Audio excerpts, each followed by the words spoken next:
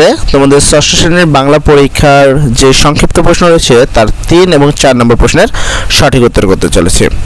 এছাড়াও তোমাদের এই বাকি বাংলা পরীক্ষার বাকি যে সকল প্রশ্ন আছে, যেমন রচনামূলক প্রশ্ন, তোমাদের সৃজনশীল প্রশ্ন, এই সকল প্রশ্নের সঠিক উত্তর কিন্তু অলরেডি আমরা আমাদের এই চ্যানেলে আপলোড করে দিয়েছি। যারা সেই সকল প্রশ্নের উত্তরগুলো চাচ্ছ তারা চলে যাও এই ভিডিওর ডেসক্রিপশনে, সেখানে গেলে একটা প্লেলিস্টের লিঙ্ক পাবা। সেই লিঙ্কের মাধ্যমে তোমরা তোমাদের বাংলা পরীক্ষার সকল প্রশ্নপত্রের সঠিক উত্তর দেখে নিতে পারবা। আর যারা আমাদের চ্যানেলে নতুন এসেছে তারা অবশ্যই চ্যানেলটি সাবস্ক্রাইব করে দিবা। তো চলো আমরা এই সংক্ষিপ্ত প্রশ্নে 3 আর 4 নম্বর প্রশ্নটি দেখে নিই এবং কতটুকু করে উত্তর লিখব সেই বিষয়টা জেনে নিই। এখানে তোমাদের 3 নম্বর প্রশ্নে দেখা বলেছে, কবি সবাইকে আজ বাঁচতে দিতে বলেছেন কেন? তারপরে 4 নম্বর প্রশ্ন বলেছে, বর্ষা মৌসুম নকশিকাঁথা সেলাইয়ের উপযুক্ত সময় কেন? এই দুটি প্রশ্নের উত্তর করতে চাইছি। দুইটিতে দেখো 2 করে মার্ক হবে, 4 মার্ক। এবং যেহেতু এখানে 2 মার্ক করে প্রশ্নের উত্তর পাবা, মানে মার্ক পাবা, সেক্ষেত্রে তোমরা অবশ্যই এই প্রশ্নগুলো 6 লাইন, মানে তোমার নিজের হাতের 6 লাইনের বেশি অবশ্যই লিখবা না। আর অবশ্যই যদি তার চেয়ে কম লেখো সেক্ষেত্রে মার্কটা কিন্তু একটু কম পাবা। আর বেশি লিখলে তোমার সময়টা অনেকটাই নষ্ট হয়ে যাবে, যার ফলে তোমরা পরবর্তী প্রশ্নের উত্তরগুলো কিন্তু নাও করতে পারো। তো চলো আমরা এই দুইটি প্রশ্নের উত্তরটি দেখে নেই। প্রথম প্রশ্নের ক্ষেত্রে ছিল হলো, কবি সবাইকে আজ বাঁচতে দিতে বলেছেন কেন? সেক্ষেত্রে এই 3 নম্বর প্রশ্নের সঠিক উত্তরটি হবে কি, বাঁচতে দাও কবিতায় কবি শামসুর রহমান প্রকৃতির ফুল, পাখি, পোকা, গাছের সবুজ ফুলের কুড়ি সব কিছুকে নিজ নিজ স্থানে বাঁচতে দিতে বলেছেন, কারণ প্রকৃতি আর মানুষের মধ্যে রয়েছে অবিচ্ছেদ্য সম্পর্ক।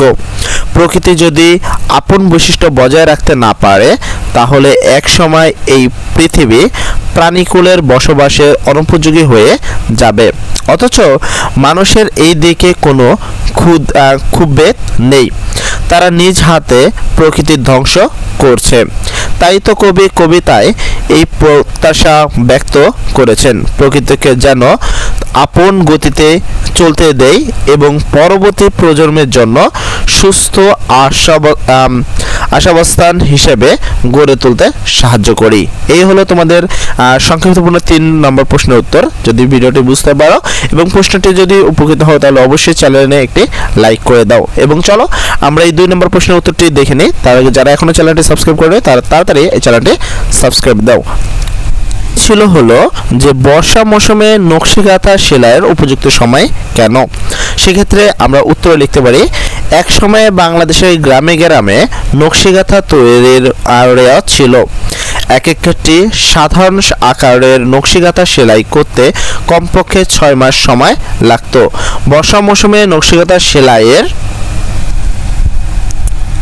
সময়ে, কেননা বর্ষাকালে যখন চারিদিকে পানি থই থই করে, ঘর থেকে বাইরে বের হওয়া যায় না, এমন মৌসুমেই নকশিকাঁথা সেলাইয়ের উপযুক্ত সময়। এই হলো তোমাদের 2 নম্বর প্রশ্নের উত্তর। আমি তোমাদের আবারও একটু জানিয়ে দিতে চাই যে তোমাদের এই যে বাংলা পরীক্ষার যেমন রচনামূলক প্রশ্ন, সংক্ষিপ্ত প্রশ্ন, সকল প্রশ্ন এবং সৃজনশীল প্রশ্নই সকল প্রশ্নের উত্তর কিন্তু অলরেডি আমরা আমাদের এই চ্যানেলে আপলোড করে দিয়েছি। যারা এই সকল প্রশ্নের উত্তরগুলো চাচ্ছ তারা চলে যাও এই ভিডিওর ডেসক্রিপশনে, সেখানে গেলে একটা প্লেলিস্টের লিঙ্ক পাবা। তোমরা সেই লিঙ্কের মাধ্যমে তোমরা তোমাদের এই বাংলার সকল পরীক্ষার প্রশ্নের সঠিক উত্তর খুঁজে নিতে পারো। সর্বোপরি কথা, সবাই ভালো থাকবা, সবার পরীক্ষা যেন ভালো হয়। এবং যারা এখন পর্যন্ত আমাদের চ্যানেলটি সাবস্ক্রাইব করোনি তারা অবশ্যই আমাদের চ্যানেলটি সাবস্ক্রাইব করে বেল আইকন বাটনটি অন করে দাও। সর্বোপরি কথা, সবাই ভালো থাকো। আসসালামু আলাইকুম।